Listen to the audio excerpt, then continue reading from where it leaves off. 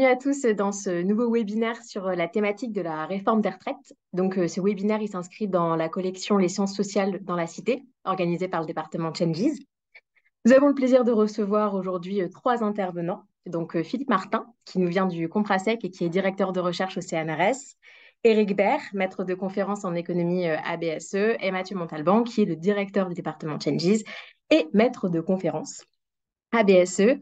Ce webinaire, il va prendre une forme un peu différente des autres webinaires, puisqu'il n'y aura pas une partie exposée puis questions-réponses de 30 minutes, mais plutôt un échange entre Mathieu Montalban, Philippe Martin et Éric Baird. Et à la suite de cet échange d'une heure, vous pourrez poser toutes vos questions que vous pouvez déjà poser dans le petit onglet Q&R en dessous, et on y répondra, ils y répondront à la suite de ces échanges. Messieurs, la parole est à vous, vous pouvez y aller. Merci Maëlys. Bien, bonjour à toutes et à tous. Bon, pour l'instant, on n'est pas très nombreux, mais j'espère que euh, la mobilisation va se faire aussi dans les réseaux et pas simplement dans les rues. Quoi qu'il en soit, merci d'être présent. C'est un webinaire du département Changes, Sciences sociales et changements contemporains. Donc, habituellement, on fait des webinaires à vocation de présentation des travaux de recherche récents des collègues qui ont été publiés souvent. Et là, vu l'actualité, je vais dire, brûlante et finalement qui n'est quelque part brûlante et en même temps, c'est quelque chose de peu continu puisqu'en 2019, nous avions déjà eu une première tentative de réforme. Nous souhaitions convier un certain nombre de collègues et d'universitaires à donner leurs éclairages, alors si possible les plus divers possibles, mais évidemment on fait avec les moyens du bord qui sont quand même très importants, hein, mais on a quand même Éric Hébert et Philippe Martin qui ont accepté de nous d'éclairer nos lanternes, un juriste et un économiste. Et donc je vais leur demander compte tenu, si je puis dire, du caractère extrêmement en partie politique de l'enjeu actuel, de rester, si je puis dire, dans une forme la plus neutre possible, c'est-à-dire plutôt factuelle, pour répondre aux questions et éclairer sur ce débat. Évidemment, nous avons tous notre avis sur l'intérêt ou non de cette réforme, et l'enjeu ici, c'est surtout de cadrer un petit peu la manière dont les arguments des uns et des autres sont égrenés et qu'est-ce qu'on peut dire sur le plan factuel des équilibres des régimes de retraite, des spécificités de nos systèmes. Alors, je pense qu'on va sans doute commencer par un éclairage juridique, en tout cas, donc je vais me tourner tout d'abord vers Philippe. Sur, en gros, en quoi, finalement, notre système de retraite et de pension est-il protégé par le droit social, hein? Quelle est sa spécificité du point de vue du droit social? Quelle est la caractéristique du système de retraite français pour un juriste par rapport à d'autres systèmes de retraite en Europe, aux États-Unis ou ailleurs? Bon, bonjour à tous et merci Mathieu de m'adresser cette première question. Alors bon, je vais essayer de ne pas être trop long, mais la réponse, je dirais, il y a deux niveaux de réponse possibles. Il y a déjà un premier type de réponse qui est une réponse formelle, c'est-à-dire on peut regarder, je vais mentionner deux ou trois grands textes de droit, si vous voulez, dans lesquels il est question de la retraite ou des pensions ou en tout cas des droits qui peuvent être reconnus aux personnes âgées en rapport avec avec la vieillesse. Alors, bien sûr, alors si on part du côté français, je laisse de côté, on y reviendra peut-être, les textes internationaux. Il y a quand même de grands textes internationaux qui évoquent le droit à la sécurité sociale ou le droit des prestations vieillesse. Mais côté français, la Constitution, notre préambule de la Constitution du 27 octobre 1946, qui fait partie de notre bloc de constitutionnalité, nous dit, il y a deux articles intéressants qui nous disent, bon, la nation assure à l'individu et à la famille les conditions nécessaires à leur développement. Surtout, elle garantit, c'est-à-dire la nation garantit à tous, alors notamment à l'enfant, à la mère et aux vieux travailleurs, donc c'est la terminologie de l'époque, aux vieux travailleurs, la protection de la santé, la sécurité matérielle, le repos et les loisirs. Le texte nous dit tout être humain qui, en raison de son âge, de son état physique ou mental la situation économique se trouve dans l'incapacité de travailler, a le droit d'obtenir de la collectivité des moyens convenables d'existence. Donc, un terme assez général qui, chez les juristes, on s'entend pour considérer que c'est un texte qui fonde quand même plutôt, qui donne plutôt une base pour l'assistance sociale aux personnes âgées que véritablement instituer un régime de sécurité sociale contributif tel que nous le connaissons. Du côté, alors pour les travailleurs salariés, la référence, c'est le Code de la sécurité sociale et l'article liminaire, l'article L111.1 du Code de la sécurité sociale, hein, depuis l'ordonnance de 1945, hein, nous dit que la sécurité sociale est fondée sur le principe de la solidarité nationale. Je passe un petit peu. Elle nous dit aussi ceci. Elle garantit les travailleurs contre les risques de toute nature susceptibles de réduire ou de supprimer leurs revenus. Plus loin, elle nous dit, elle assure la prise en charge des frais de santé, de soutien à l'autonomie, le service de prestation d'assurance sociale, notamment des allocations vieillesse. Vous voyez, donc, des questions, bien sûr, des allocations vieillesse. Et un peu plus loin, l'article suivant nous dit une chose intéressante pour notre débat. La nation réaffirme solennellement le choix de la retraite par répartition. Donc, ça, c'est un texte plus récent où on réaffirme ce choix de la retraite par répartition au cœur du pacte social qui unit les générations. Le système de retraite par répartition, dit le texte, assure aux retraités le versement de pensions en rapport avec les revenus qu'ils ont tirés de leur activité. Donc là, il me semble que ça pose assez bien le schéma général. Hein. La retraite en France, c'est un revenu de remplacement pour les salariés. Un petit détour aussi, sans vouloir être trop long, mais en France, il y a aussi des fonctionnaires publics. Et ce n'est pas posé exactement dans les mêmes termes, le droit à la retraite, et ça, c'est, je pense, assez important. Donc, la référence, c'est le Code des pensions civiles et militaires qui pose le droit à la retraite en ces termes. La pension, donc la pension de retraite, est une allocation pécuniaire personnelle et viagère accordée aux fonctionnaires civils et militaires en rémunération des services qu'ils ont accomplis jusqu'à la cessation régulière de leurs fonctions. Donc la retraite, c'est un élément de la rémunération, du traitement des fonctionnaires. Et plus loin, le texte nous dit le montant de la pension qui tient compte du niveau, de la durée et de la nature des services accomplis, garantit en fin de carrière à son bénéficiaire des conditions matérielles d'existence en rapport avec la dignité de ses fonctions. Donc on a un texte qui nous vient en fait de très loin, qui rappelle que le fonctionnaire, ce n'est pas exactement un salarié. Il occupe une position, il a une mission de service public. Et finalement, la retraite, c'est son traitement, son salaire qui se continue en fin de carrière. Vous voyez. Donc, ça, c'est, à mon sens, voilà les trois textes de référence. Alors, là, tu me couperas si je suis un petit peu trop long, mais je pense qu'il y a un élément où je voudrais au moins introduire, c'est qu'il y a une réponse un peu plus analytique à la question que tu poses. C'est que le système de retraite tel qu'il a été instauré par la sécurité sociale, et de même pour la retraite des fonctionnaires assurés par l'État en tant qu'employeur, en fait, il reconnaît des droits qui sont en fait inscrits dans la sphère politique. Ce que je veux dire par là, c'est que la retraite, c'est un droit social, et les droits sociaux, ce n'est pas des droits civils. C'est-à-dire que la retraite, ce n'est pas un droit de propriété. Hein, on a construit quelque chose de complètement distinct. On n'acquiert pas la retraite en l'achetant ou par héritage. Vous voyez, c'est ce que Robert Castel, le sociologue, appelait une propriété sociale. Et ce qui fait que cette propriété sociale, elle est garantie et régulée beaucoup plus dans le cadre de la loi et du débat démocratique. Elle n'est pas régulée par le droit des contrats, si vous voulez. Et ça, c'est une différence importante. Alors, bon, éventuellement, on pourrait redévelopper un peu plus théoriquement ces choses-là, mais je ne veux pas être trop lourd ou trop long. Juste pour terminer sur ces points de droit, je voulais quand même mentionner le fait qu'en droit européen, vous savez, on a la Cour européenne des droits de l'homme et on a la Convention européenne des droits de l'homme.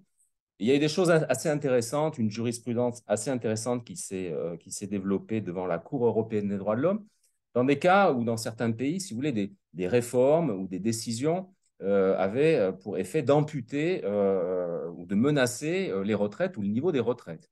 Et la Cour européenne des droits de l'homme a élaboré quelque chose.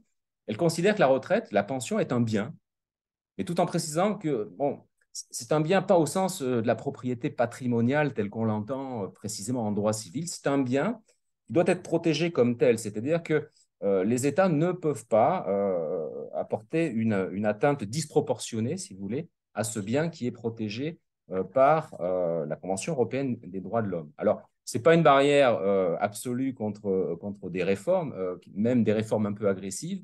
Il y a quand même une jurisprudence, éventuellement, si ça intéresse les auditeurs, les participants à cette session, je pourrais donner quelques petits éléments. Est-ce que j'évoque quand même les particularités françaises par rapport à quelques pays voisins, Mathieu, ou on glisse Écoute, oui, quand même un petit peu, hein. Oui, Pas trop je vais long, dire pas trop deux, long. trois choses très basiques. Deux, trois choses très basiques, c'est que l'assurance vieillesse pour les salariés et les non-salariés, en fait, elle est malgré tout assez typique de ce qu'on appelle les systèmes bismarckiens qu'on rencontre en Europe continentale, Allemagne, Autriche et autres, même l'Espagne, l'Italie. C'est bien ce que j'ai dit tout à l'heure, c'est que la retraite, c'est un revenu de remplacement qui est censé refléter plus ou moins le salaire ou le revenu de la pension et qui est calculé en annuité. Donc, ce qui compte, ce n'est pas le montant des cotisations qu'on a euh, mis dans un compte, si vous voulez. C'est bien en fait le fait d'avoir travaillé, d'avoir été affilié pendant une certaine durée, d'avoir donné de sa personne, si vous voulez, par son travail. Ça donne lieu à des cotisations, bien sûr, mais ce qui compte, c'est la durée et le travail. Et finalement, la formule de calcul de la pension, elle tient compte du salaire et de référence et de la durée. Alors ça, on le retrouve beaucoup en Europe continentale. C'est très différent au Royaume-Uni où la pension de retraite de la sécurité sociale, elle est forfaitaire, elle est à peu près du niveau du RSA français et qu'un cadre supérieur ait gagné, que son salaire de référence soit 10 000 livres ou 800 livres pour un ouvrier, ils toucheront la même chose pour une même durée. Donc le Royaume-Uni, c'est un autre monde. Mais sinon, à peu près en Europe, on est à peu près dans la même configuration. Alors, qu'est-ce qui distingue le ou les régimes français? Bon, l'âge légal, ce n'est pas le même. Alors aujourd'hui, on trouve facilement sur Internet des tableaux qui nous montrent que finalement, bon, on a une fourchette entre 62 ans, donc la France est plutôt sur la fourchette basse, jusqu'à 67 ans pour un certain nombre de pays comme l'Italie ou la Grande-Bretagne. Pas actuellement, mais dans un avenir proche. Euh, la question de la durée de cotisation exigée pour le fameux taux plein, bon, ben, ce n'est pas la même chose dans tous les pays. Les montants minima et maxima pour la retraite obligatoire, là aussi, il y a des différences. Mais là, c'est plutôt technique. Je dirais pour terminer là-dessus, ce qui est propre peut-être au système français, d'abord, c'est qu'il est très éclaté. On a 42 régimes de base et complémentaires. Et puis, si on regarde le régime des salariés, quand même le plus important, on a une architecture qui est très particulière, c'est-à-dire qu'on a un régime de base en répartition, plus des complémentaires obligatoires, ARCO et AGIRC, eux-mêmes en répartition, et que finalement, ce qu'on appelle techniquement le deuxième ou le troisième pilier en capitalisation occupe une place mineure en France, là où il occupe une place beaucoup plus importante au Royaume-Uni ou en Allemagne. Hein, donc, une place plus modeste de la capitalisation. Voilà ce que je pouvais dire. Excusez-moi d'avoir été un peu long.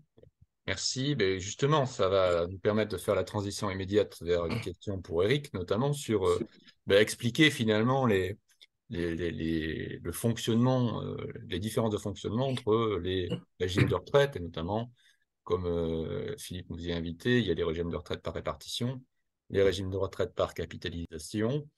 Qu'est-ce qui font un petit peu les différences de logique et de mode de fonctionnement pour le commun des mortels? Eh bien, bon, tout d'abord, bonsoir à toutes et à tous, et puis merci pour cette invitation. Alors, oui, il y a deux grands régimes de retraite, par répartition ou par capitalisation. Donc, le régime français, hein, comme Philippe l'a rappelé, c'est un régime par répartition, donc qui repose sur une solidarité intergénérationnelle, hein, puisque ce sont les actifs du moment qui cotisent pour payer les retraites des retraités du moment, et qui repose aussi sur qui repose aussi sur une solidarité qui repose sur des critères socio-professionnels. Et c'est ça qui a donné naissance à ce système avec de nombreux régimes. Dans ce système, puisqu'effectivement il est structuré en fonction du statut professionnel, des cotisants, où il est structuré en fonction d'une catégorie professionnelle particulière. C'est le cas de certains des régimes spéciaux notamment. Mais au-delà donc de ces 42 régimes bases complémentaires, on en a 3 principaux qui concentrent 80% enfin, qui servent 80% des pensions de retraite.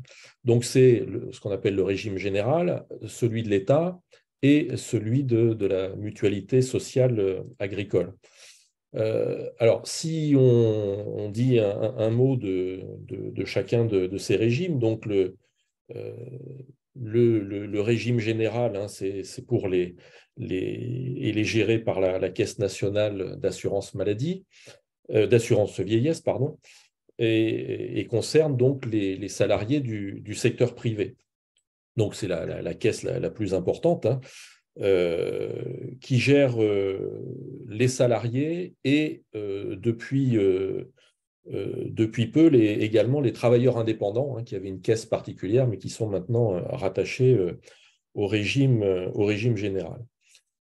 On a donc la mutualité sociale agricole qui, elle, verse des pensions à la fois aux salariés et aux non-salariés agricoles. Et puis, on a donc pour les agents de l'État, on a en fait trois organismes qui gèrent les pensions des agents publics. Donc, on a le service des retraites de l'État qui est financé directement par le budget de l'État. Donc là, on n'est pas dans un système de répartition. Là, c'est autre chose. C'est l'État, en gros, s'engage à continuer, une fois que les fonctionnaires sont à la retraite, s'engage à continuer à leur servir une pension qui est financée là sur le budget de l'État. Donc, ça concerne les fonctionnaires civils, les magistrats, les militaires notamment. On a un deuxième grand organisme qui est la Caisse nationale de retraite des agents des collectivités locales. Donc, je regarde parce que je n'arrive jamais à me rappeler de l'acronyme, c'est la CNRACL, qui, elle, s'occupe des agents des fonctions publiques territoriales et hospitalières. Donc là, effectivement, on est dans un régime avec cotisation, etc., qui ne fonctionne pas comme le régime basé, enfin, à partir du service des retraites de l'État. Et puis, il y a un troisième organisme qui est très marginal, hein, puisqu'il gère moins de 100 000 personnes, mais c'est le Fonds spécial des pensions des ouvriers des établissements industriels de l'État. Voilà. Alors, à côté de ces 3 régimes principaux, on a des régimes pour les travailleurs non salariés. Alors, il y avait le régime social des indépendants qui a basculé dans le régime général à partir de 2020. Mais on a malgré tout un régime, enfin, 2 organismes qui gèrent les professions libérales. D'une part, c'est la Caisse nationale des barreaux français pour les avocats, et vous avez également la Caisse nationale d'assurance vieillesse des professions libérales, là, qui regroupe 10 sections professionnelles différentes. Voilà. Alors, à côté de ça, vous avez aussi des caisses de régimes spéciaux qui sont d'ailleurs au cœur aussi de la réforme, puisqu'on veut en finir avec certains de ces régimes spéciaux et les intégrer donc dans un régime plus général. Donc la SNCF, la RATP, les industries électriques et gazières, l'Opéra de Paris, la Comédie Française, bon, etc., etc. Il y en a 15, si ma mémoire est bonne. Donc, ça, c'est le millefeuille, si j'ose dire, mais qui répond à une logique, hein, la façon dont on a structuré le régime par répartition en France. À côté de ça, on a effectivement un régime par capitalisation, où là, la logique qui est avancée, c'est de dire que bien, chacun se constitue sa propre retraite. C'est ça, le fait de capitaliser. Bon, alors, ce n'est pas tout à fait ça quand même, hein, me semble-t-il, parce que l'épargne l'épargne effectuée par les agents économiques qui s'investissent dans ce régime par capitalisation, on peut la voir plutôt comme un droit à valoir sur une production future de biens et services. Donc, c'est une créance pour l'avenir.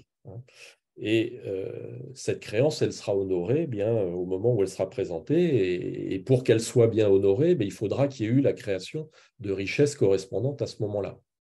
Donc, c'est pour ça que quand on dit que la différence principale, c'est que d'un côté, les actifs du moment pour la répartition paient les retraites des retraités du moment, alors que pour la capitalisation, c'est la personne qui épargne qui se fait en gros sa retraite pour le moment où elle sera en retraite.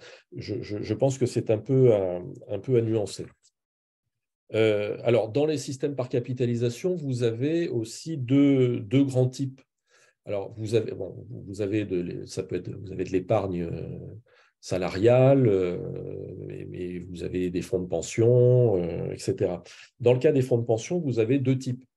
Des fonds de pension à cotisation définie et des fonds de pension à contribution définie ou à cotisation définie. À prestation, cotisation. Prestation définie ou cotisation définie.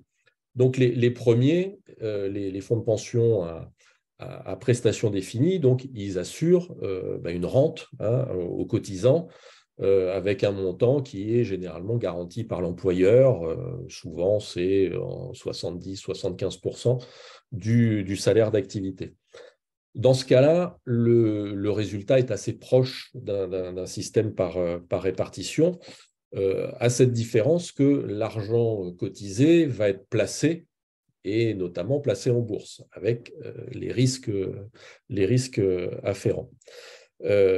Avec les fonds de pension à cotisation définie, là, le cotisant n'est pas assuré de ce qu'il va avoir à la fin.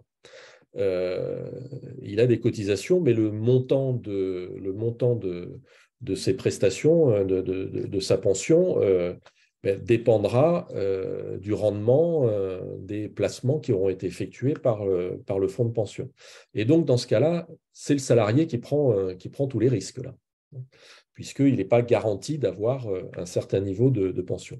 Donc, que ce soit à prestation définie ou à cotisation définie, on voit que c'est un système qui, potentiellement, en théorie, peut permettre d'avoir des pensions plus élevées que dans un système par répartition, mais comme toujours, quand il y a cette possibilité-là, il y a un risque, et ce risque, c'est le risque aussi de pouvoir perdre.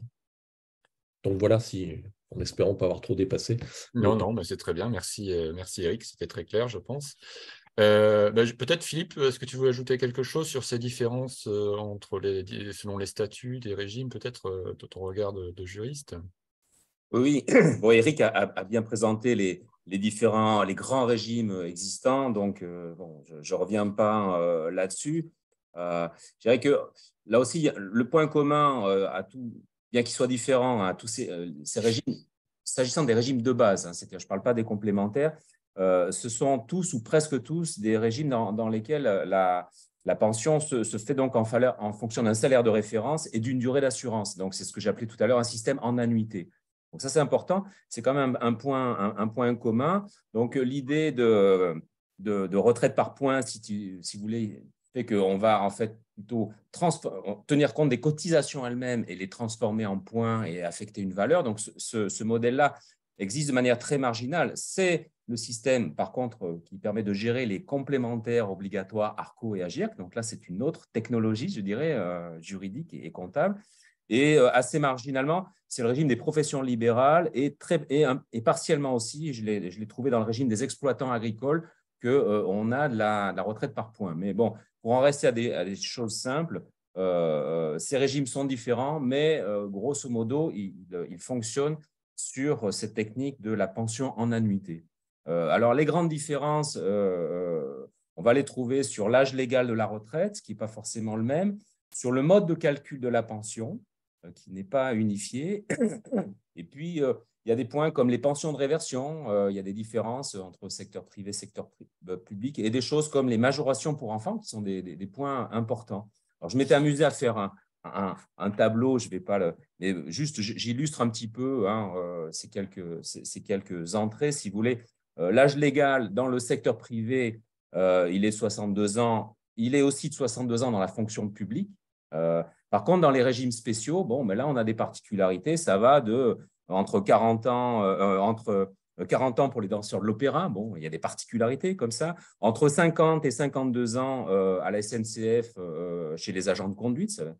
50 ans à la RATP pour certaines catégories aussi d'agents, et 55 ans dans les mines, un autre régime spécial. Donc là, c'est très éclaté et c'est inférieur à la norme, on va dire, commune, qui est actuellement encore 62 ans.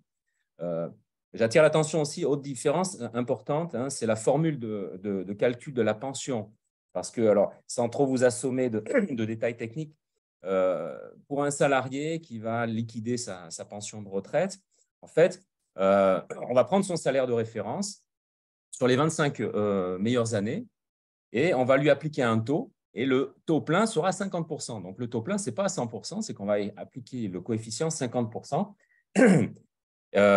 Bon, grosso modo, c'est ça. Et une décote sera appliquée à ce taux de 50% si la personne, par rapport à ce qui est exigé dans sa génération, par exemple, dans ma génération, il faut avoir cotisé 168 trimestres, tout régime confondu.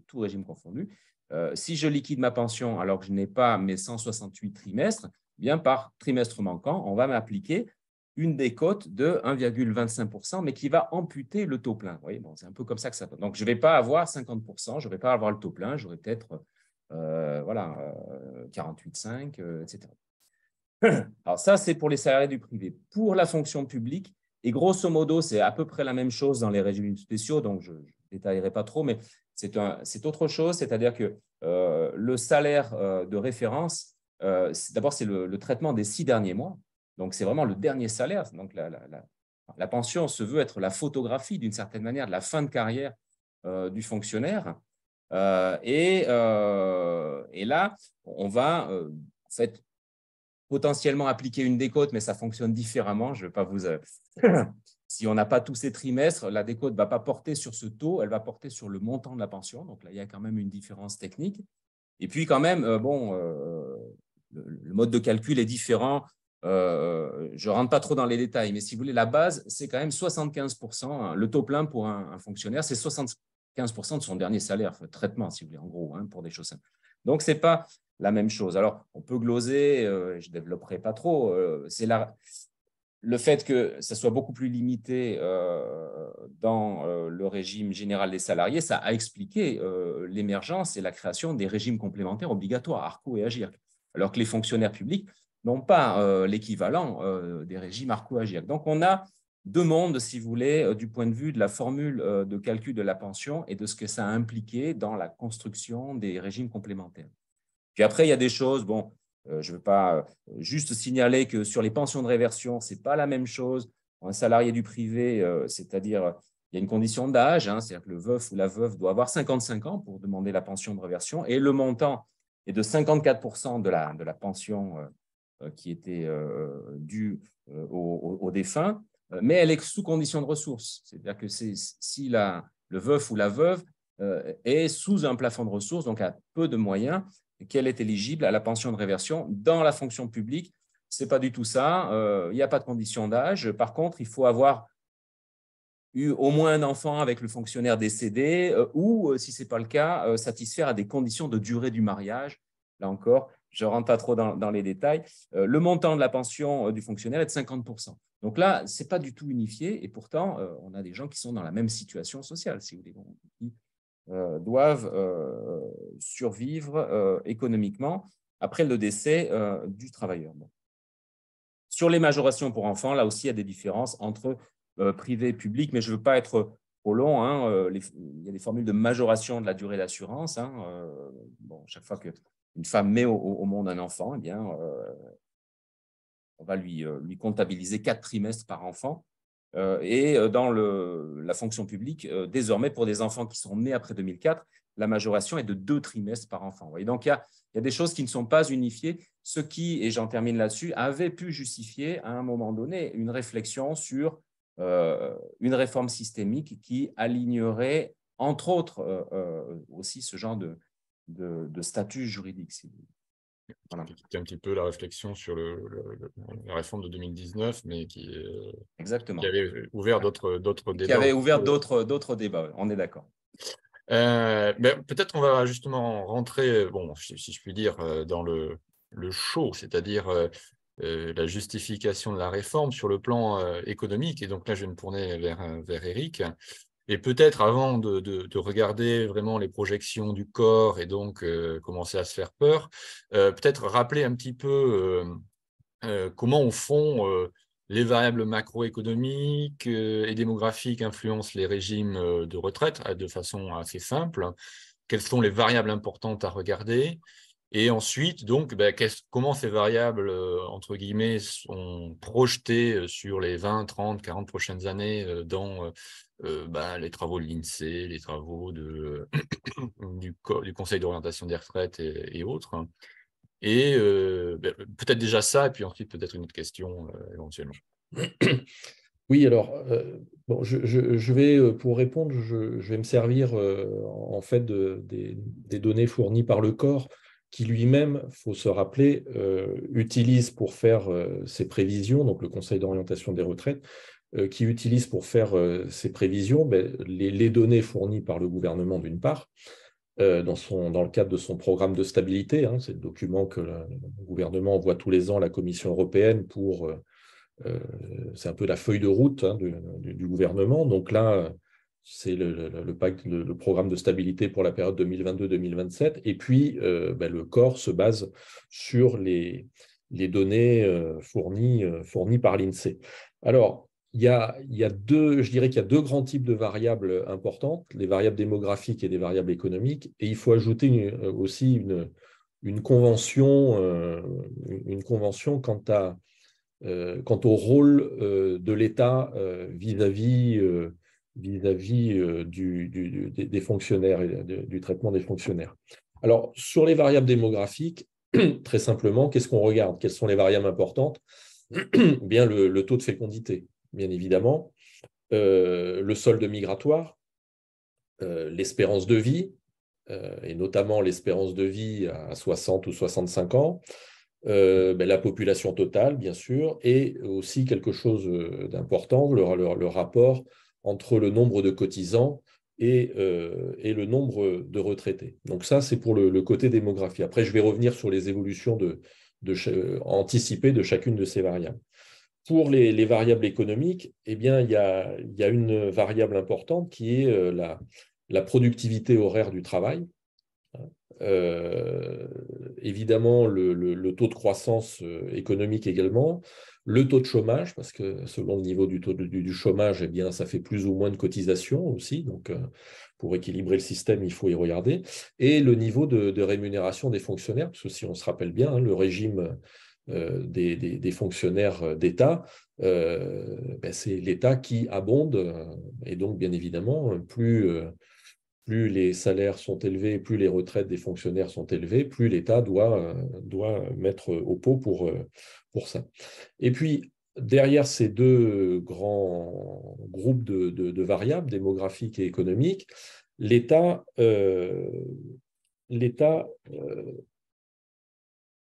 peut, pour équilibrer les systèmes, et notamment la contribution qu'il fournit pour le régime des fonctionnaires, il y a deux façons de voir l'action de l'État, et le corps réunit ça en deux conventions. Une convention qu'il appelle EPR, c'est-à-dire équilibre permanent des régimes, où, en gros, ce qui se fait actuellement, c'est que l'État équilibre année après année, c'est-à-dire qu'il met l'argent qu'il faut pour payer les retraites dues aux fonctionnaires.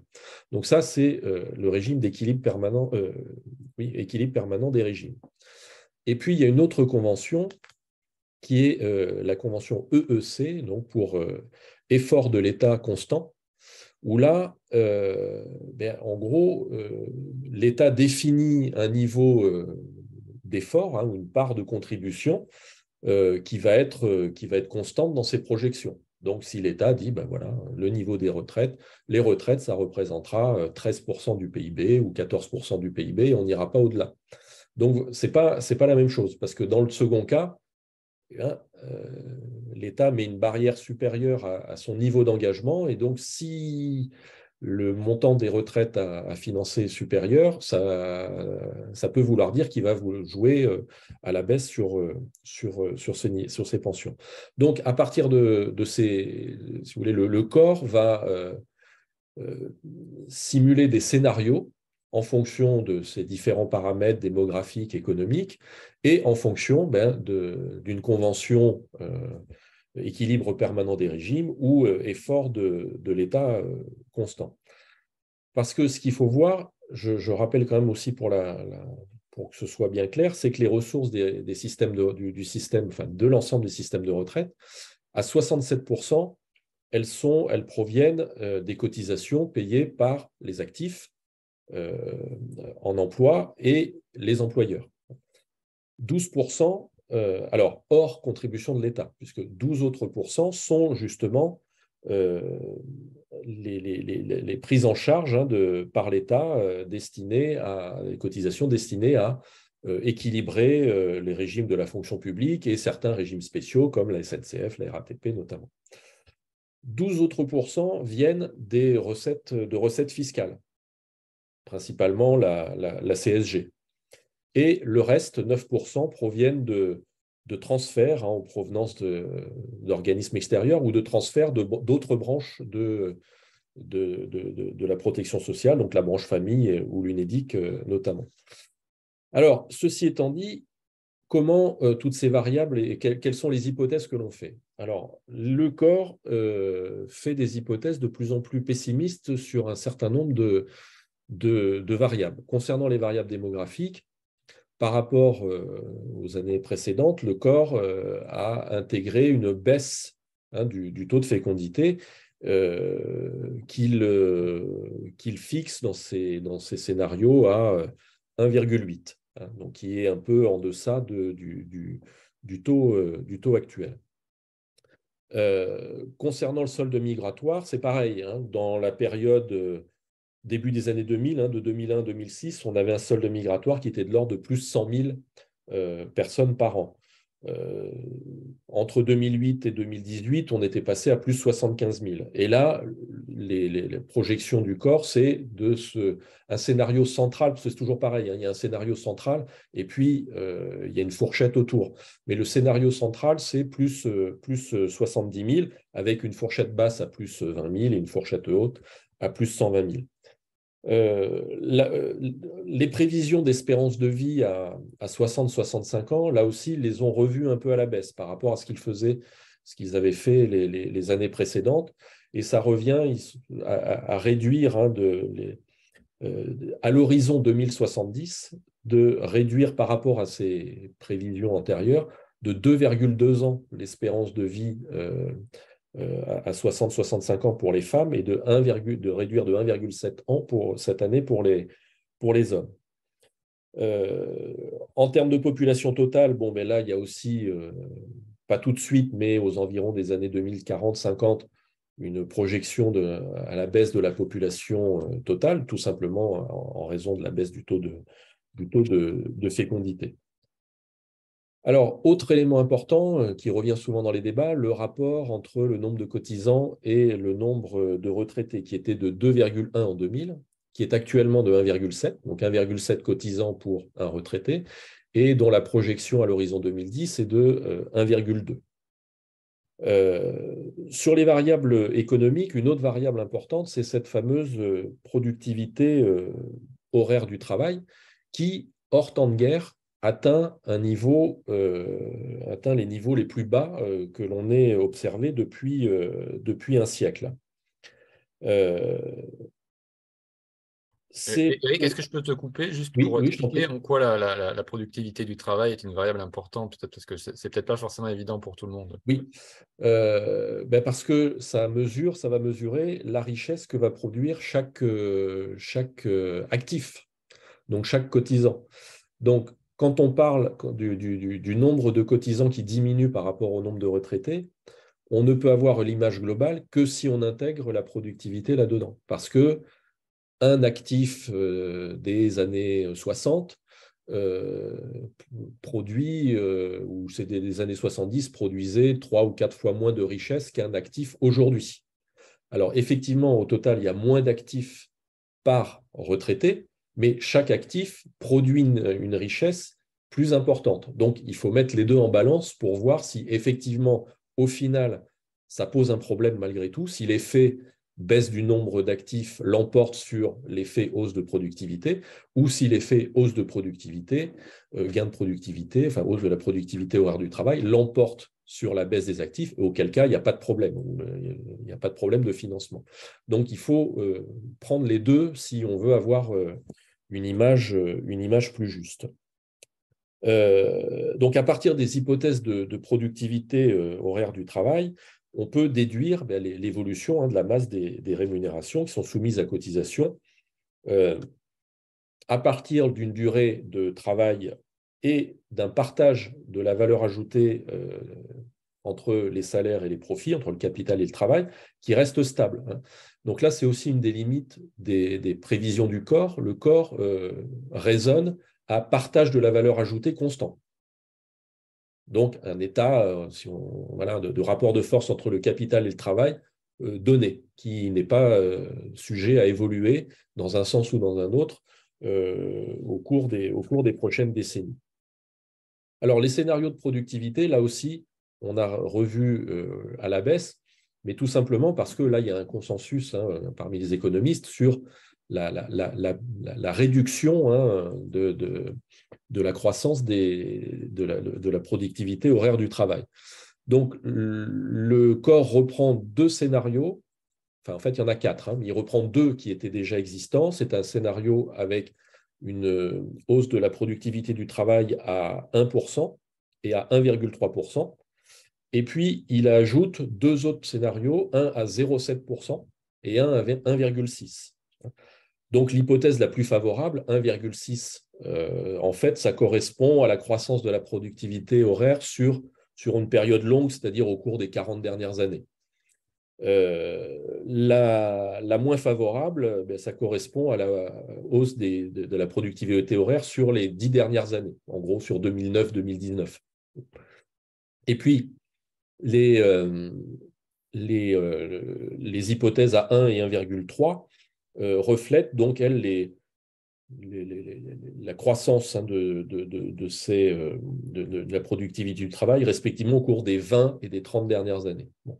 Donc, voilà, le corps, en fait, ne dit pas « voilà ce qui va se passer ». Il dit « si on fait des estimations plus ou moins optimistes sur certaines grandeurs ou plus ou moins pessimistes, voilà les tendances qui pourraient se dégager ». Bien évidemment, quand on fait de la prévision à l'horizon 2070, on sait bien que c'est très, très, très compliqué puisqu'il y aura plein de choses qui vont se passer dans l'intervalle qui vont remettre en cause ces prévisions. Bon. Sur le taux de chômage, alors là, je ne sais pas si je développe, mais sur le taux de chômage, ce qui est intéressant de voir dans les prévisions du corps, c'est que le corps a une prévision du taux de chômage à plus long terme qui est de 7%. Et ce qui entre en opposition avec ce que le gouvernement, lui, a comme prévision. Le gouvernement prévoit, dans son programme de stabilité, prévoit un taux de chômage de 5% en 2027. Le corps prévoit, lui, un taux de chômage de 7% à l'horizon 2032. Dans ces prévisions, le corps est obligé d'intégrer les chiffres du gouvernement sur la période 2022-2027. Mais il prend ces chiffres à lui ensuite. Et donc, ça veut dire qu'une partie du déficit qui est constaté provient de ce décalage de prévision ou d'anticipation du taux de chômage. Je m'explique. Si on fait des prévisions avec un taux de chômage qui baisse et qui arrive à 5% en 2027, et que le corps considère que le taux de chômage, non, ça ne sera pas 5, mais ça sera plutôt 7% à l'horizon 2032, ben pour raccorder les deux, il est obligé de simuler une récession économique pour faire augmenter le taux de chômage et le faire passer de 5% en 2027 à 7% en 2032. Et donc, ce faisant, il simule une récession un peu fictive qui explique une partie du déficit constaté. Alors, ce déficit, il est estimé à 12 milliards et demi d'euros en 2027, 13 milliards et demi en 2030 et 21 milliards en 2035, ce qui représente respectivement, donc pour 2027, 0,4 points de PIB, 0,4% du PIB, pour 2030, 0,4% toujours, et pour 2035, 0,6% du PIB. Et puis enfin, les estimations sur la rémunération des fonctionnaires, parce que ça aussi c'est un élément important pour le financement des retraites. Ce qui est prévu, c'est que la part des fonctionnaires dans l'emploi total diminue, hein, et diminue plus rapidement que le corps intègre une diminution plus rapide que dans les projections effectuées les années précédentes, et que là, du coup, la masse des traitements des fonctionnaires va représenter une partie moins importante et de moins importante de la part de la masse salariale totale. Ce qui n'est pas sans poser certains problèmes, puisqu'une grande partie du déficit provient justement des retraites des agents publics territoriaux, de la fonction publique territoriale et hospitalière. Donc voilà, on va esquisser un peu toutes les variables et leurs évolutions supposées. Écoute, merci, c'était clair. Et peut-être une autre question, parce que évidemment, le gouvernement a choisi d'agir sur l'âge de départ en retraite. Peut-être pourriez-vous nous faire un point sur les différentes variables sur lesquelles normalement on joue pour équilibrer ces caisses, et quels sont les avantages et inconvénients de chacune des solutions, c'est-à-dire à la fois du point de vue macroéconomique et du point de vue de tout un chacun, des agents économiques qui vont subir ces réformes. Alors, il y a, en fait, quand on veut… Alors, ce qu'il faut dire, c'est que c'est tout à fait normal qu'à intervalles réguliers, on remette la question des retraites au centre, parce que, en fonction de toutes ces variables que j'ai présentées, variables démographiques ou variables économiques, eh bien, il faut avoir des ajustements. Si le chômage a trop augmenté, si la démographie a évolué plus négativement que prévu, etc. Donc, c'est normal qu'on agisse sur tel ou tel levier. Et il y a en fait 4 leviers pour partant d'une situation de déséquilibre, rééquilibrer le régime.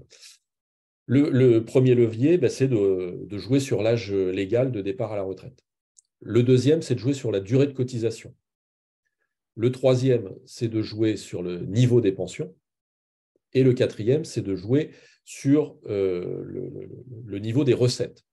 Au niveau des recettes, donc jouer sur les taux de cotisation, pour faire simple.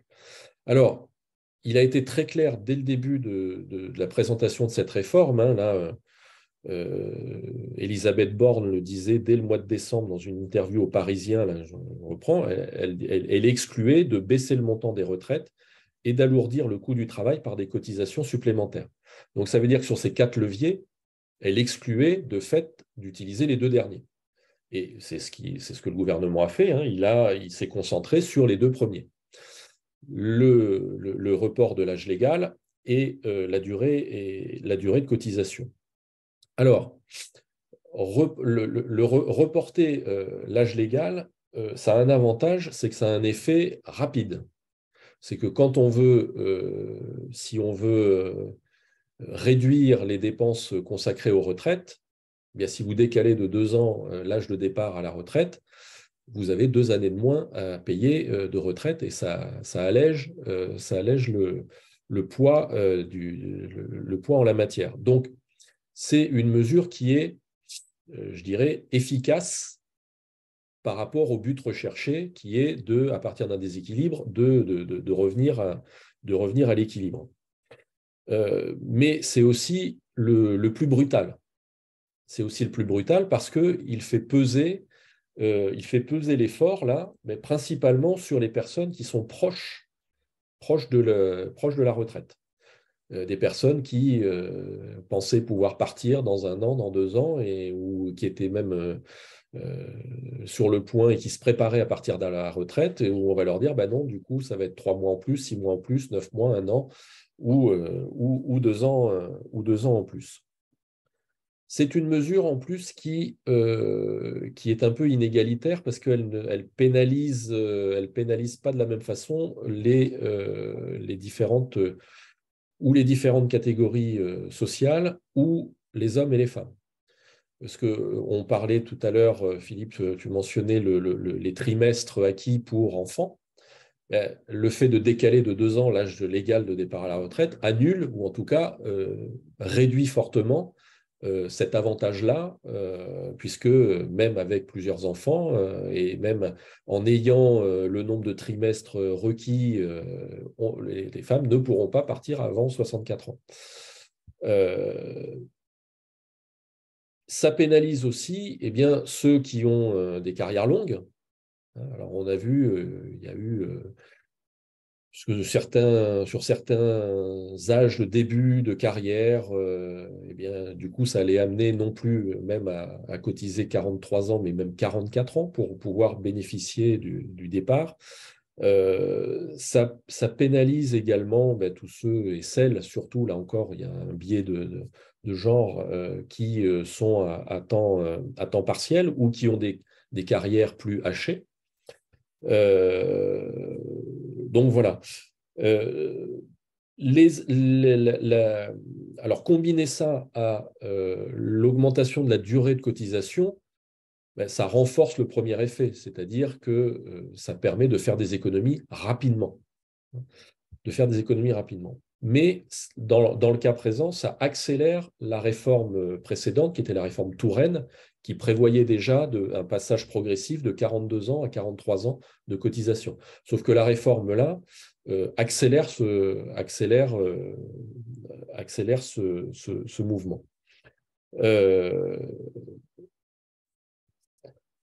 Donc, je ne rentre pas trop dans les détails, on peut y revenir dans la discussion, parce que je vois que quand même le temps passe, mais ces mesures-là ont des conséquences sociales qui sont non négligeables. Le principal avantage, je me répète, c'est de pouvoir faire des gains rapidement. Voilà. Alors, les deux autres façons de faire, bon, évidemment, si on joue sur le niveau des pensions, baisser le niveau des pensions, là, ça a un effet récessif sur l'économie et ça aurait un effet explosif sur les taux de pauvreté des plus de 65 ans. Alors, l'autre, et c'est là aussi où le débat s'est fait entre les opposants à la réforme et les partisans de la réforme, c'est de dire, mais pourquoi ne mobilise-t-on pas le 4e levier, qui est celui d'accroître les ressources du système en augmentant les cotisations. Alors, ça peut être par augmenter les cotisations, mais il y a tout un tas de possibilités en théorie, hein, selon les choix des uns et des autres, qui pourraient être mis dans la balance. Certains avancent l'idée de revenir sur certaines exonérations de cotisations sociales qui n'ont pas forcément produit les effets escomptés en termes d'emploi. Soumettre l'épargne salariale à cotisation. Revenir sur les baisses d'impôts accordées aux entreprises, augmenter le niveau des cotisations et jouer sur le taux d'activité. On a calculé que si le taux d'activité des hommes et des femmes était égal, le taux d'activité des femmes est moins élevé, sans même régler la question des différences de salaire, mais juste en rétablissant l'équilibre des taux d'activité, ça permettrait de récupérer 6-7 milliards d'euros. Bon, après, selon son orientation politique, il y a des choses qui peuvent être acceptables, d'autres non, voilà, mais il y a matière. enfin, en tout cas, il y a matière, mais ça contrevient à la logique gouvernementale qui est de dire on n'augmente pas la pression fiscale. Ouais. Peut-être je vais donner un petit peu la parole à Philippe, puisque c'est vrai que Eric a expliqué en quoi ça peut être un peu douloureux le déplacement de l'âge de départ en retraite et l'augmentation du nombre d'annuités de cotisation. Et cependant, dans la réforme, il y a des choses qui ont été annoncées. Enfin, en tout cas, je ne sais pas si elles sont réalisées parce que je n'ai pas suivi les derniers débats parlementaires sur les retraites minimales, ce qu'on appelle les minimums contributifs, et sur les questions lancinantes de la pénibilité qui avaient été lancées. C'est un débat un peu récurrent depuis une dizaine d'années, mais qu'est-ce qui est prévu, qu'est-ce qui est discuté actuellement au Parlement, cher Philippe?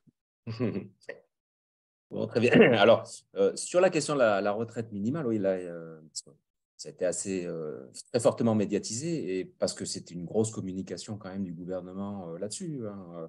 Alors, je vais faire quand même un petit détour. Il faut expliquer techniquement de quoi il s'agit. C'est-à-dire que dans le système existant de l'assurance vieillesse, hein, pour les salariés, c'est une technique d'assurance sociale.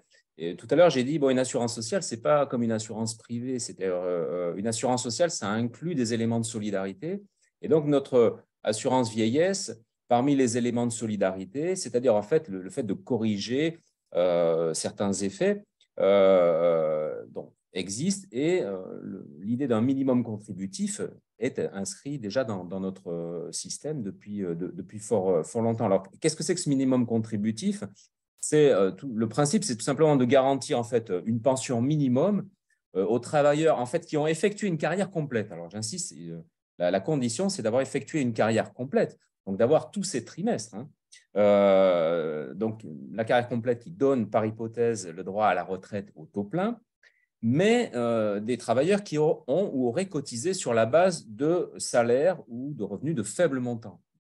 Alors, par hypothèse, pas en dessous du SMIC, parce qu'on n'a pas le droit d'être rémunéré en dessous du SMIC, mais vous voyez, on a eu du temps partiel ou on a travaillé beaucoup à temps partiel. C'est-à-dire qu'on a acquis des trimestres. On peut très bien, parce que ce n'est pas difficile de valider un trimestre. Un trimestre, c'est 150 SMIC horaires, si vous voulez. En fait, un trimestre, il faut quand même comprendre que c'est un peu trompeur. On parle en trimestre, en durée de temps, mais la conversion, c'est 150 SMIC horaires valide un trimestre. Donc, grosso modo, sur une année, si vous avez eu des revenus salariaux d'un peu plus de 6 000 €, vous validez 4 trimestres. Hein, mais vous pouvez très bien les avoir validés sur un temps partiel. Ce qui fait que quand on va faire votre calcul, on va tenir compte de votre salaire, et le salaire mensuel d'un travailleur à temps partiel, il est bas. Hein. Donc, si arithmétiquement on applique la formule de calcul de la pension de retraite, on peut se trouver, on va dire, voilà, monsieur Martin, vous avez une carrière complète et la sécurité sociale va vous verser voilà, une pension de 358 €. Et puis, vous voyez avec votre complémentaire. Bon. Donc, le rattrapage, c'est de dire qu'on va rehausser ces toutes petites pensions. Alors, actuellement, pour vous donner, il y a plusieurs plafond, enfin, il y a plusieurs seuils, si vous voulez. Mais bon, pour rester à des choses simples, c'est actuellement le minimum contributif, il est à de 747,57 € par mois pour une personne donc, qui justifie d'une carrière complète et qui justifie aussi d'au moins 120 trimestres dans le régime général. C'est-à-dire qu'il faut avoir une carrière complète tout régime confondu. Donc, j'ai pu travailler comme artisan, j'ai pu travailler comme fonctionnaire, puis dans le privé. Bon.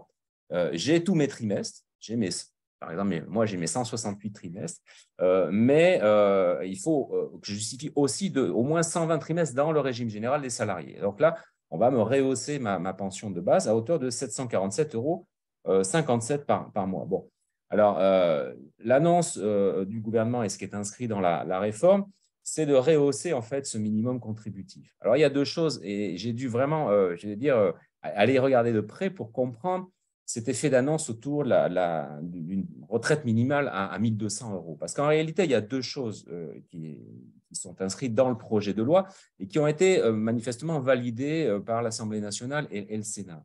C'est d'une part le fait que la pension minimum contributive dont je viens de parler, qui est à 747 €, augmentera de 100 € à partir du 1er septembre 2023 si la réforme est adoptée. Donc, il y a déjà, on rehausse ce seuil. Et en plus, et par ailleurs, je dirais par ailleurs, il est prévu qu'un salarié, mais alors ça vaut uniquement pour les salariés qui donc justifient de tout leur trimestre et qui ont travaillé donc à temps complet, par contre, voilà. C'est pour ça que c'est très restrictif, c'est justifier de tous ces trimestres, mais avoir travaillé à temps complet avec un revenu équivalent au SMIC. Donc, en fait, c'est pour des gens qui auraient été smicards toute leur vie, si vous voulez, en gros. Alors, pour cela, la pension ne pourrait pas être inférieure à 85% du SMIC net, et donc actuellement aux alentours de 1 200 €. Donc, voilà l'effet d'annonce. Donc, en fait, après, les gens ont sorti leur calculette pour savoir, bon, ça concernerait combien de personnes. Bon, apparemment, je ne sais pas, Eric, et tu me confirmeras, bon, c'est peut-être 10 000, 15 000 personnes qui seraient concernées, en fait, par cette mesure. Donc, on a quand même si j'essaye de rester neutre, on a un effet de communication politique très fort pour, en réalité, un résultat manifestement très, très faible. Donc, de ce point de vue-là, je suis désolé de dire que, bon, il y a une volonté, certes, de rehausser ce minimum contributif, mais la retraite à 1 200 € pour tout le monde, alors ça, c'est sûr que non, mais ça concernera vraiment, finalement, comme je l'ai dit, des personnes qui ont travaillé toute leur vie au SMIC. Voilà, grosso modo, c'est ça l'histoire. Autre élément, tu m'as lancé, Mathieu, sur la question de la pénibilité. Et oui, et ça a tout à fait à voir avec des choses qui ont été bien pointées par Eric. C'est quel principe de justice? C'est sûr que c'est brutal, comme l'a dit Eric, d'allonger l'âge de départ à la retraite et d'exiger des cotisations, des durées plus longues de cotisation, sachant que bon, tout le monde n'a pas la même espérance de vie. Maintenant, on le sait, selon le type d'activité professionnelle et finalement, dans quelle catégorie socio-professionnelle je me situe. Ceci dit, ce débat sur la pénibilité, il n'a jamais été, jusqu'ici en France, abordé en ces termes, c'est-à-dire que on ne tient pas compte des catégories socio-professionnelles. On pourrait imaginer, dire, bon, certains économistes l'ont imaginé, bon, voilà, l'âge de la retraite pour les ouvriers, on sait que leur espérance de vie est bien inférieure à celle des cadres. On pourrait dire c'est 60 ans pour les ouvriers, c'est 62 ans pour les catégories intermédiaires et 65 ans pour les cadres. Voilà, bon, on pourrait dire ça. On n'a jamais fait ça. Alors, quelle est la situation actuelle? Donc, on a un système qui est un peu une usine à gaz quand même, qui est très techno, qui a été mis en place par la loi Touraine de 2014 et qui a été remodifiée par l'une des ordonnances Macron du 22 septembre 2017. Alors, de quoi il s'agit pour faire simple? Bon, ça veut dire que les employeurs vont… alors, si dans une entreprise donnée, il y a des facteurs de pénibilité. Ces facteurs, je vais les mentionner, ils sont prévus par la loi. Donc, la loi identifie des facteurs de pénibilité. Si dans l'entreprise, ces facteurs se manifestent, l'employeur va devoir créer un compte de pénibilité. Donc, on va affecter des points. Le salarié est affecté, exposé à un ou plusieurs facteurs de pénibilité, eh bien, on va lui attribuer des points de pénibilité sur un compte. C'est comme un système d'épargne, si vous voulez. Alors, c'est quoi les facteurs de pénibilité aujourd'hui en vertu de l'ordonnance de 2017? Il y en a 6. Je les mentionne, bon, ça vous donnera une idée. Il y a le travail de nuit, bon, ça c'est clair. Le travail en équipe successive, vous voyez les 3-8 par exemple. Les activités exercées en milieu hyperbare, les températures extrêmes, le bruit, le travail répétitif. Donc, il y a 6 facteurs. Et après, la réglementation technique nous explique à partir de quel seuil on considère qu'il y a une exposition. C'est-à-dire, par exemple, pour le travail de nuit, c'est 120 nuits par an. Eh bien, voilà, on va vous comptabiliser un certain nombre de points, voilà, si vous êtes exposé. Donc, comme je l'explique, on est exposé à des facteurs et on gagne des points. Donc, exposition à un facteur de risque, on gagne 4 points. Mais on gagne 8 points si on est né avant 1956. Vous voyez, c'est tout un montage technique, la législation. Et si on est exposé à plusieurs facteurs de risque, eh bien, on accumule 8 points. Bon. Pour terminer là-dessus, qu'est-ce qu'on fait de ces points? La loi ne dit pas d'emblée que c'est pour partir en retraite anticipée. Elle dit que ces points peuvent être utilisés pour la formation professionnelle, par hypothèse, pour essayer de prévenir des risques sanitaires et changer de métier éventuellement, demander du temps partiel et, in fine, pour pouvoir anticiper sa retraite. Donc, en fait, l'idée d'une retraite anticipée liée à la pénibilité, c'est que, techniquement, pour chaque tranche de 10 points, si vous voulez, donne droit à un trimestre de retraite supplémentaire dans la limite de 8 trimestres. Donc, en gros, une personne qui a été exposée et qui a un certain nombre de points, mettons qu'il y a 30 ou 40 points, au maximum, il pourra anticiper son départ à la retraite de 8 trimestres, c'est-à-dire que si on est encore actuellement à l'âge légal de 62 ans, il ou elle pourra partir à 60 ans. Voilà comment ça fonctionne. C'est un peu l'usine à gaz. Alors, la réforme là-dessus est assez modeste en réalité. Les modifications les améliorations qui sont prévues sont assez modestes. C'est-à-dire que, par exemple, j'ai dit qu'il fallait 120 nuits de travail pour gagner des points. Il en faudra uniquement 100 si la réforme est adoptée. Vous voyez, donc, actuellement, il faut 50 nuits en travail alternant pour gagner des points. Il n'en faudra plus que 30. Bon. Donc, on joue un petit peu là-dessus. On donne plus de points lorsqu'il y a exposition à des facteurs multiples. Bon, voilà. À ma connaissance, ça ne va pas tellement au-delà. Donc, on reste dans cette technologie du compte de pénibilité et qui, d'ailleurs, je le rappelle, n'a pas vocation à être utilisée prioritairement pour la retraite anticipée, puisque actuellement, en tout cas, les premiers points, les 20 premiers points sont obligatoirement affectés à de la formation professionnelle. Merci Philippe. C'est un peu technique. Alors, on a un peu débordé sur l'heure qu'on voulait consacrer, si je puis dire, aux questions préparatoires. Et comme je vois qu'il y a déjà des questions dans le chat et dans le questions-réponses, et dont deux qui pourraient concerner directement Eric, peut-être on pourrait les prendre.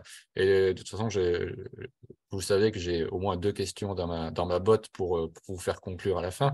Donc, mais ça va, les questions qui sont posées, ça, je ne sais pas si vous les avez regardées. Notamment, ça porte sur le rôle est-ce qu'il faut combiner réforme de l'assurance chômage et réforme des retraites? Bon, finalement, ça pose la question finalement du programme général, en quelque sorte, du gouvernement derrière cette réforme des retraites. Et je sais qu'Éric avait quelques mots là-dessus à dire. Et il y a une question de Philippe Goury qui porte sur, au fond, oui, on reporte l'âge des départs en retraite de 2 ans, mais la productivité du travail à 64 ans n'est peut-être pas la même qu'à 41, quoi, pour prendre des exemples. Et donc, est-ce que ça, c'est intégré dans la modélisation du corps?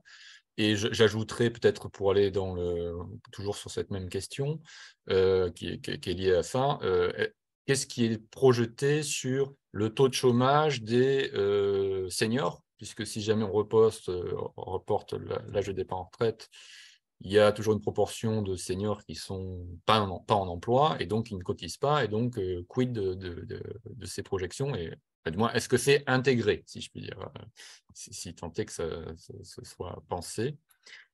Et puis, il y a des questions dans les questions-réponses sur la taxation des équipements automatisés. Voilà. Donc, peut-être, Eric, hein, si tu peux répondre. Une réponse globale. Je vais commencer par la question de Philippe Goury. Bon, ce n'est pas le boulot du corps de faire ce type En fait, c'est une forme de bouclage macro, quoi. C'est de dire, bon, voilà les avantages immédiats du décalage de l'âge de départ légal, mais ça entraîne d'autres choses, ça entraîne des effets négatifs. Il faut savoir que, j'essaie de retrouver mes chiffres, qu'à 61 ans, on a environ 1 personne sur 2 qui est en emploi. On a un quart qui est en retraite anticipée et un quart qui est dans la catégorie qu'on appelle les sans emploi ni retraite. Donc ça, ce sont des personnes qui sont dans ce on appelle aussi le sas de précarité, sont au RSA, sont en invalidité, sont en arrêt maladie, sont au chômage. Voilà. Et donc, bien évidemment, ces personnes-là, sachant que 30% de ces personnes qui ne sont ni en emploi ni en retraite vivent sous le seuil de pauvreté. Donc, ça veut dire que si elles n'ont pas d'emploi à 61 ans, il y a peu de chances qu'elles en trouvent un à 62 ou à 63. Donc, toute cette catégorie de personnes, on va les maintenir plus longtemps dans la précarité, alors qu'avec la retraite, ça leur donne quand même un certain nombre de droits et ça améliorerait un petit peu leur situation. Alors, l'institution qui a essayé de mettre en balance les effets économie avec d'autres effets, parce que décaler l'âge de la retraite, ça peut engendrer des problèmes de santé plus importants, ça peut engendrer, etc., du chômage en plus, enfin des personnes à payer au chômage en plus, au RSA, etc. Et l'OFCE a fait la balance et l'OFCE arrive au final à un gain, à une économie qui serait de l'ordre de même pas 3 milliards d'euros. Donc, si je pousse le bouchon, on pourrait dire tout ça pour gagner 3 milliards d'euros. Je rappelle que l'objectif, c'est de financer un déficit qui est de l'ordre qui va être de 12 puis 15 milliards. Le problème, c'est que le gouvernement lui-même n'a pas trop fait ces études d'impact, ou en tout cas, il ne les a pas forcément rendues très accessibles. Et donc, on peine à avoir des études d'impact poussées de la part du gouvernement pour ça. Bon. Ça, c'est une chose. Mais c'est sûr que repousser l'âge de départ permet de faire des économies, mais engendre d'autres coûts. Et pour voir si cette réforme est efficace, il faut faire la balance entre les deux. En tant qu'économiste, voilà, une analyse coût-bénéfice, comme on les fait souvent. Sur la question de la ressemblance avec la réforme de l'assurance chômage, je pense que la question était un peu différente, telle que je la vois. C'était plutôt de dire la réforme de l'assurance chômage a introduit une modulation en fonction des circonstances, c'est-à-dire quand ça va bien, on réduit la durée de cotisation, puis quand ça va mal, alors c'est pas on l'augmente, mais on la réduit pas. Alors, pourquoi pas, mais je ne suis pas certain que ce soit nécessaire parce que les évolutions démographiques, ça, c'est des choses qu'on maîtrise assez bien à long terme. Bon. Après, ça revient surtout à se poser la question de quelle est l'attitude de l'État. Est-ce que l'État continue à fonctionner dans la convention EPR ou dans la convention EEC? Ça va être une question. En revanche, ce qui est vrai, et je rebondis sur ce que disait Mathieu, ce qui est vrai, c'est que la réforme de l'assurance chômage qui a été mise en place au 1er février, comme le projet de réforme des retraites, sont tout à fait complémentaires. Parce que un des objectifs du gouvernement, c'est l'attractivité, la compétitivité.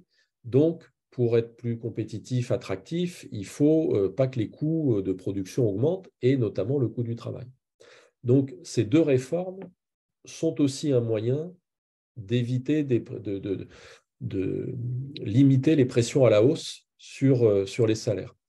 La réforme de l'assurance chômage, pourquoi? Parce qu'en réduisant la durée d'indemnisation, on incite les chômeurs à retourner sur le marché du travail et surtout à accepter un travail qui ne correspondra pas forcément à leurs attentes, que ce soit en termes de compétences ou en termes de salaire. Donc là, ça joue à la baisse sur les salaires.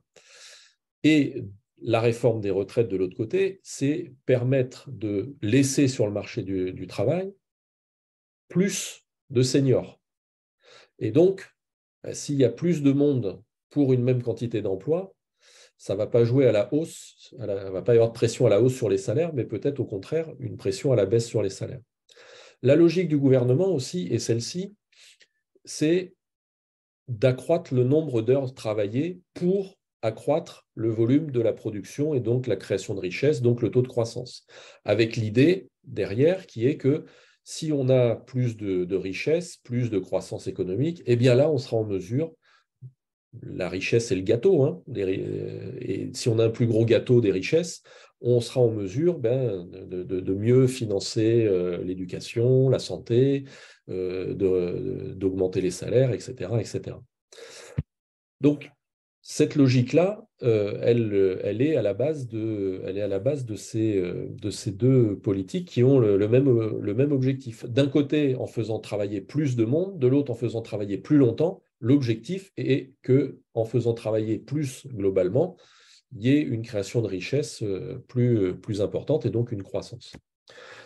Concernant la taxation des robots, etc., alors ça, c'est un grand débat.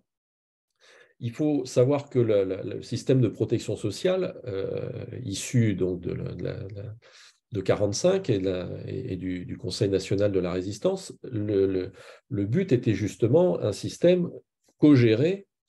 D'ailleurs, même, il était plutôt géré par les salariés au début que par le patronat, mais ensuite, ça s'est rééquilibré. Et c'est un système de cogestion fait à base de cotisation. Donc, l'État, en quelque sorte, n'a pas à mettre son nez là-dedans, en ce sens où ce n'est pas lui qui décide du volume de tout ça. Donc, c'était un système qui reposait justement sur le travail.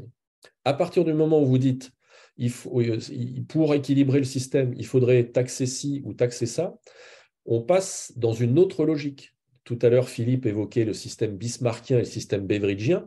Dans le système bismarckien, qui est un peu le système à la française, les cotisations payent les retraites. Dans un système beveridgien, la retraite est financée par l'impôt, avec tous les risques que cela comporte, qui sont que un État, quel qu'il soit, peut dire à un moment, je n'ai pas assez d'argent, ou ma priorité, c'est autre chose, donc je mets moins d'argent dans les retraites, ou ce que l'impôt qui était destiné à financer les retraites, je le supprime ou je le baisse.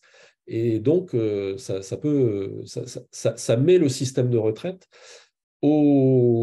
plus dans les mains de l'État et dans la volonté de l'État qui, de manière bien intentionnée ou pas, peut, en faisant face à une crise, dire voilà, j'ai besoin de faire des économies, donc on réduit ça. Ou dans une politique de baisse de la fiscalité, je baisse la fiscalité, donc j'ai moins de ressources, donc je finance moins les retraites. Et le système beveridgien, il débouche sur le fait que la retraite par répartition, c'est un minimum qui est complété par autre chose et par de la capitalisation en particulier. Donc, l'idée de financer de manière plus importante les retraites et la protection sociale de manière générale par l'impôt comporte ce genre de risque, et ce qui fait que les défenseurs du système par répartition sont souvent assez réticents à ça. J'ai vu que Philippe avait envie de réagir. Juste un point peut-être sur cette taxation des robots, me semble-t-il, enfin ça je me permets juste. Oui. C'est aussi la question, me semble-t-il, de la productivité, c'est-à-dire que si on désincite quelque part à l'investissement dans l'automatisation, c'est vrai qu'il y a tout ce débat, chômage technologique, sur lequel grosso modo les économistes ont tendance à dire que le chômage n'est pas principalement technologique en général, même s'il y a des débats entre économistes, bien entendu, sur ces questions. Est-ce qu'on ne risque pas finalement de ralentir la productivité plus qu'autre chose en se disant qu'on taxe les robots, peut-être, hein, sachant que c'est un élément de l'équation d'équilibrage à long terme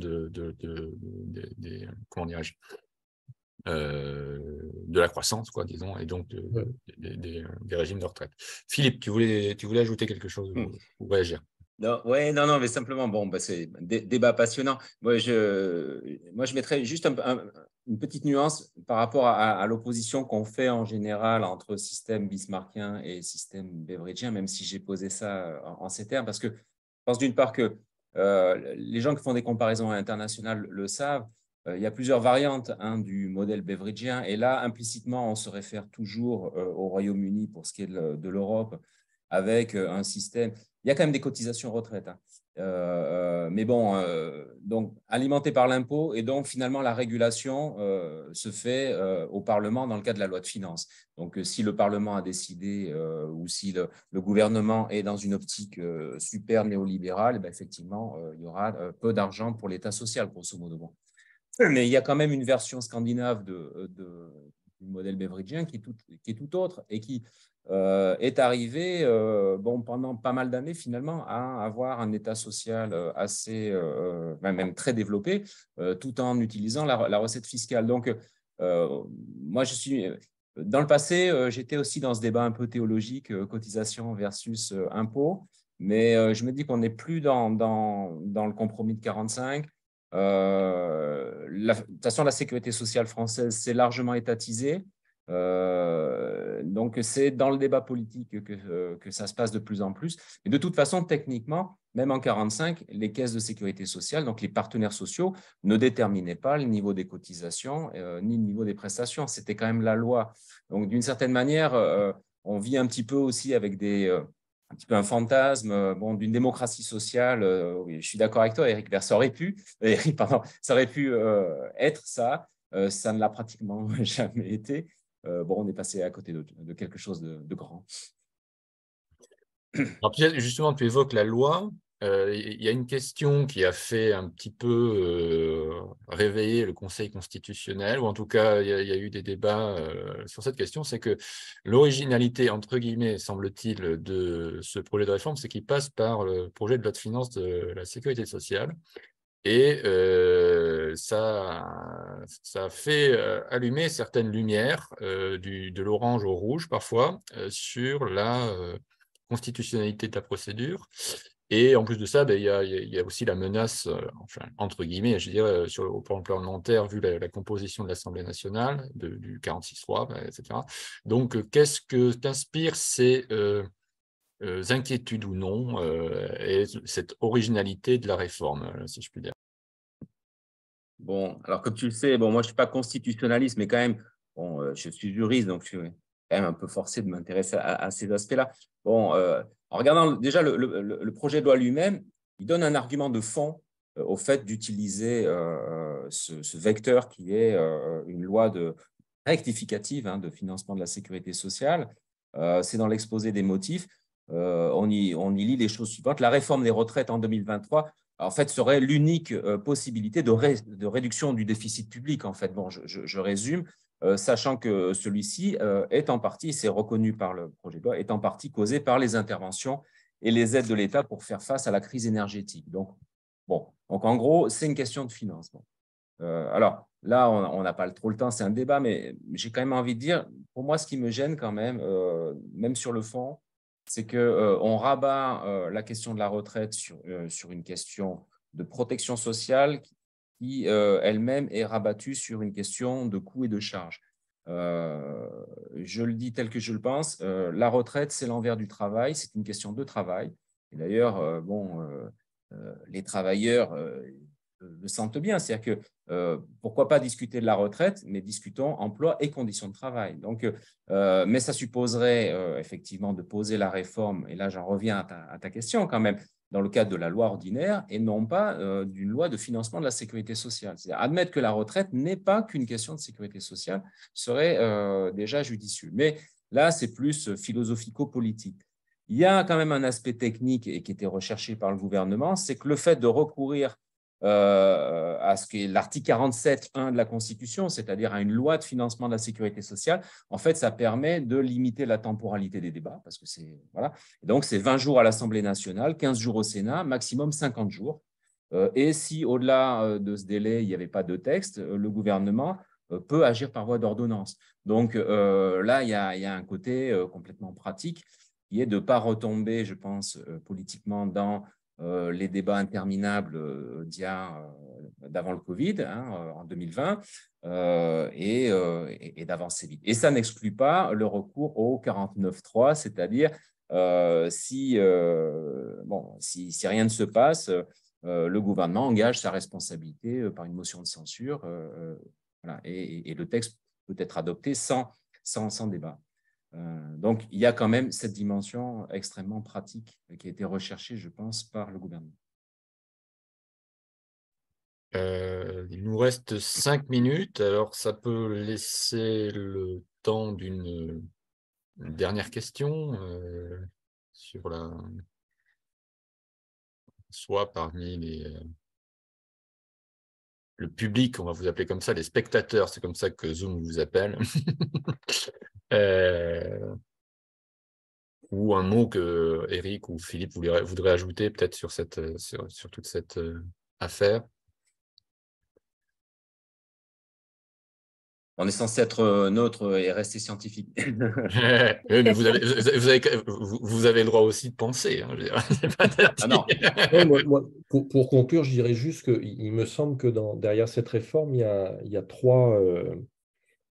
y a trois motivations principales du gouvernement. Donc, celle que j'ai énoncée tout à l'heure en répondant à la question sur la complémentarité réforme de l'assurance chômage, réforme des retraites, c'est une motivation de marché du travail.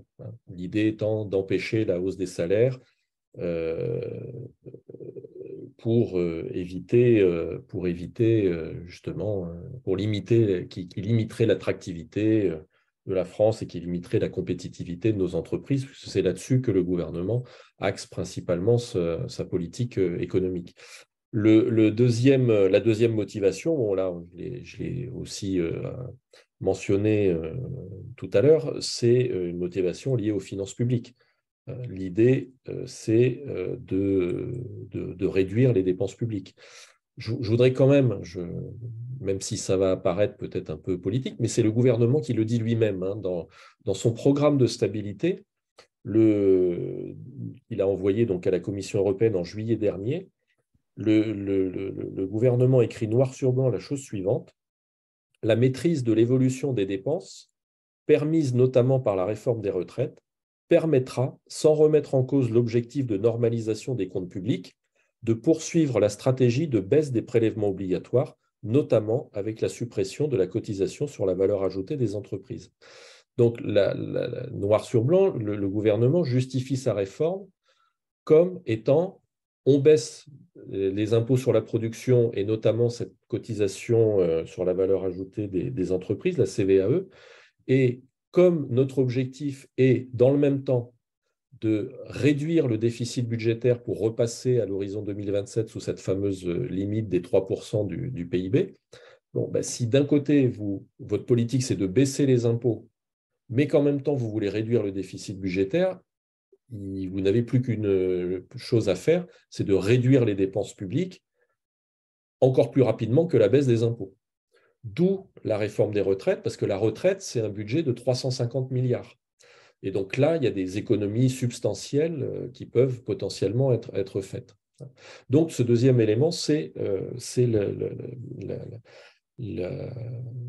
un argument lié aux finances publiques et à la réduction du déficit. Et le troisième, quelque chose dont on n'a pas forcément beaucoup parlé, mais je pense, il me semble, qu'il y a aussi en germe l'idée de favoriser ou d'offrir progressivement une place plus grande à la capitalisation au détriment de la répartition. Alors, on n'a plus le temps d'en débattre, mais il me semble que cette idée-là me paraît très claire, hein, puisque la loi Pacte de 2019 déjà ouvrait la possibilité à un certain nombre de choses, hein, l'épargne retraite défiscalisée, les PER, etc., plan d'épargne retraite.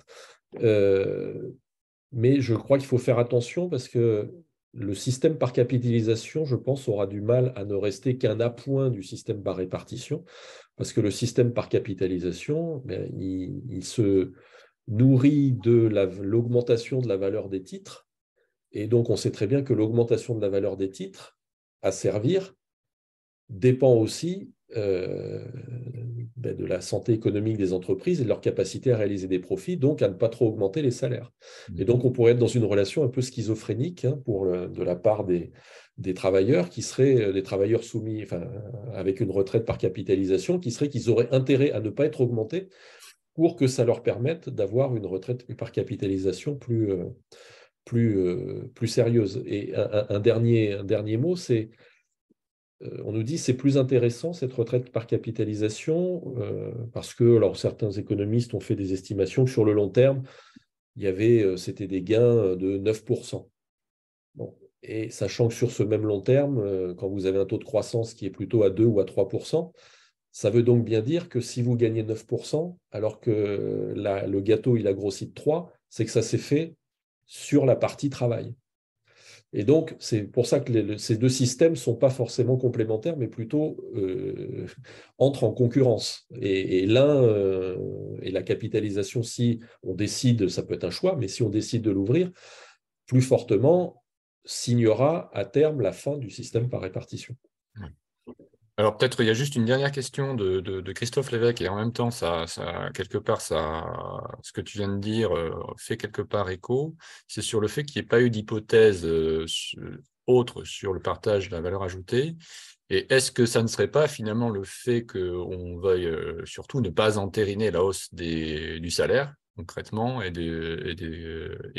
qui est au fond la ressource numéro 1 du financement des cotisations sociales, dans la cohérence de la politique gouvernementale qui, comme tu l'as souligné, consiste globalement à augmenter ce qu'on appelle la croissance potentielle, nous, les économistes, donc la capacité à croître et donc et en même temps à baisser. Donc ça suppose de baisser les coûts dans la vision du gouvernement, de l'économie standard, disons. Est-ce que c'est ça? Oui, tu as répondu toi-même. Hein. Oui. Je pense que c'est tout à fait ça. Et puis peut-être que le corps, parce que justement le corps prend soin de dire, nous on fait des scénarios en fonction de certaines hypothèses, mais le partage de la valeur ajoutée, c'est aussi quelque chose d'éminemment politique. Et je pense qu'il ne veut pas rentrer non plus là-dedans en disant si on répartissait plus la valeur ajoutée en faveur du travail plutôt que du capital, ça permettrait de plus facilement équilibrer les comptes, parce que là, on touche à quelque chose qui n'est pas de l'ordre du technique, mais qui est de l'ordre vraiment là, de la politique, quoi. Donc, je pense qu'il y a peut-être aussi cette dimension en plus de ce que tu dis. Tout à fait. Bon, en tout cas, merci à vous deux. Je laisse la parole à Maëlys qui va vous faire des dernières annonces. Et en tout cas, je vous souhaite, en tout cas, avant qu'on vous quitte, merci beaucoup pour votre contribution. Je vous remercie à mon tour d'avoir participé à ce webinaire et pour vos interventions très riches. Merci pour cet échange. Vous pouvez nous retrouver les webinaires passés sur la page YouTube du département de Changes que je vous ai mis dans la partie chat, ainsi que le site web et nos réseaux sociaux pour pouvoir les revisionner. Celui-ci sera mis cette semaine ou la semaine prochaine, mais cette semaine normalement, donc vous pourrez le revoir. Et le prochain webinaire portera sûrement sur une question globale sur l'Afrique, mais c'est encore à définir avec Mathieu, mais il devrait se passer en présentiel, peut-être. Donc ça, c'est encore à voir, mais on vous tiendra informé par la communication de l'université du département. Voilà. Donc merci à tous. Bonne soirée. Et passez une bonne soirée. Bonne soirée. Au revoir. Bonne soirée. Et vive Changes.